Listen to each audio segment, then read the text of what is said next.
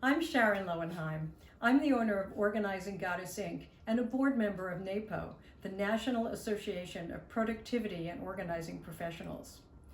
I specialize in solutions for small spaces, and we have plenty of those here in New York City.